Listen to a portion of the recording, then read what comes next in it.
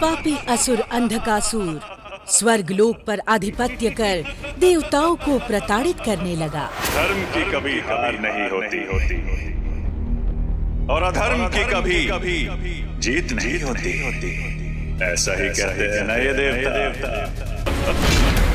मैं सदा से जानता था झूठे हो तुम लोग, क्योंकि जिसके पास शक्ति उसी की साधना, जो विजेता उसी की जय जयकार।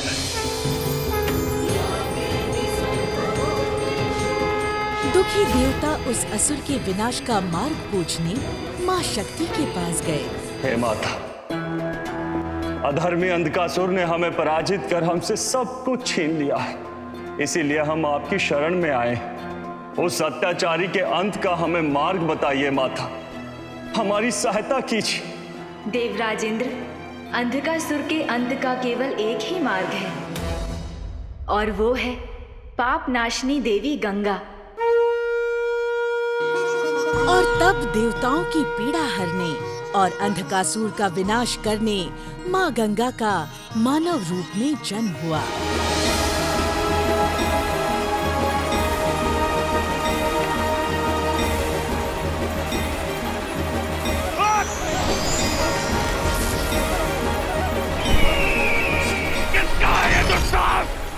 कौन कर रहा है माया? कौन हर रहा है मेरे आंखों की ज्योति? नहीं, मुझसे मेरी दृष्टि कोई नहीं छीन सकता। यदि मेरी दृष्टि नहीं मिली तो मैं समस्त सृष्टि का दृष्टिहीन कर दूंगा। मुझे मेरी दृष्टि चाहिए। महाराज, वैशाख शुक्ल की तृतीया को मध्याह्न काल में आपकी पुत्री का जन्म हुआ है, और वो भी जल में। ऐसा प्रतीत होता है जैसे आपकी पुत्री के कुंडली में आकर सभी ग्रह नक्षत्र पवित्र हो गए हों। आपके अनुसार हमारी पुत्री का क्या नाम होना चाहिए? गंगा।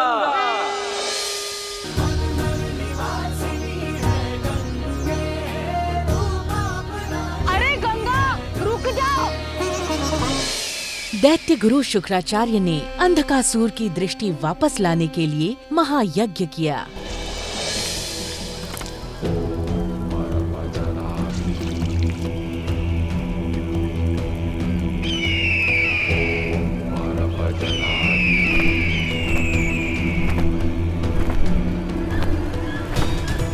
गुरुदेव, ये तो हमारा वाहन पूर्णाक्ष है। अंधकासुर, और अब यही तुम्हारी दृष्टि का माध्यम भी होगा। अर्थात अंधकासुर, मैं अपनी योग शक्ति से तुम्हारे मस्तिष्क को इसकी आंखों से जोड़ दूंगा। उसके पश्चात आंखें इसकी होंगी और देखोगे तुम। और फिर दुष्ट अंधकासुर ने गंगा पर अचूक अस्त्र का प्रयोग किया।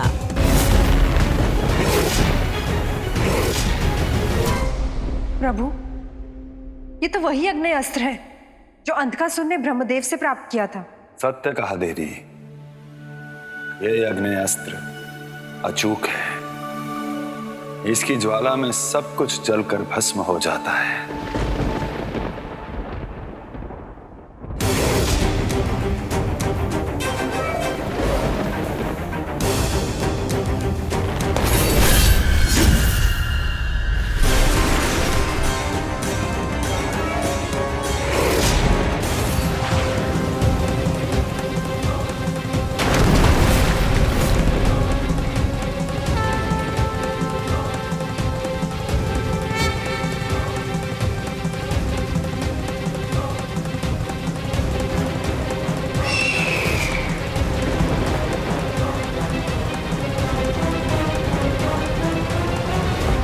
प्रभु, जिस आग्नेय अस्त्र का सामना संसार में कोई भी नहीं कर सकता, वो आग्नेय अस्त्र देवी गंगा से प्राप्त हो गया। यही तो देवी गंगा की महिमा है।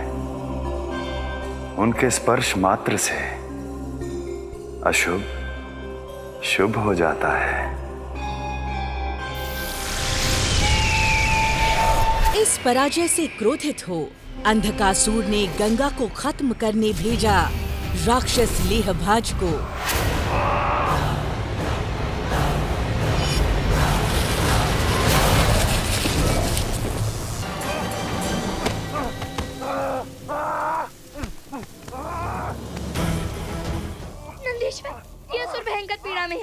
इसकी पीड़ा नहीं देखी जा रही, हमें इसकी सहायता करनी होगी। जल पिलाओ। हमें तो चारों दिशा में सिर्फ कुश ही कुश दिखाई दे रहा है। पुत्री, ये कुशा है, ये कोई साधारण वनस्पति नहीं है। इसमें साक्षात भगवान विष्णु का वास होता है। पिताश्री ने कहा था कि कुश में साक्षात भगवान विष्णु वास करते हैं, पर यदि हम कुश धारण करके उनकी आराधना करें तो वो हमारी आराधना स्वीकार करते हैं।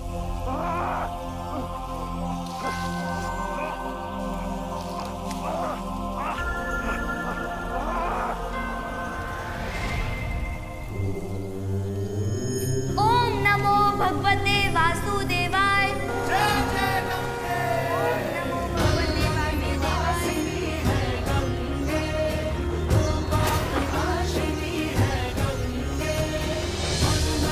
हे देवी गंगा, आज आपने केवल मेरे कष्टों को ही दूर नहीं किया, अपितु मुझे मेरे आसुरी रूप से भी सदा सदा के लिए मुक्त कर दिया है। पर गंगा की पवित्रता ने उसे भी परास्त कर दिया। मोक्षदायिनी गंगे, आपको कोटि कोटि नमन। हर हर गंगे, जय जय गंगे। सत्य कहा देवी आपने, आपके हर कार्य में संसार का कल्याण छुपा हुआ है। तब देवपित्र की शक्ति से असुर बना मायावी पिंड भाज पहुंचा हिमालय गंगा पर प्रहार करने।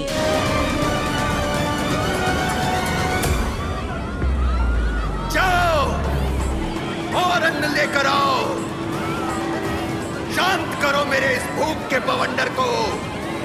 जाओ। महाराज, क्या हुआ?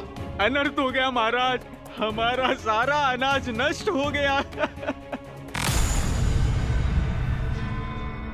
अघोरी स्वाद के लिए भोजन नहीं करते हैं गंगा, किंतु एक बात अवश्य जान लो, शीघ्र ही तुम्हें हमारा आशीर्वाद मिलने वाला है। कैसे करेगी इसका सामना पापनाशिनी गंगा? देखिए पापनाशिनी गंगा।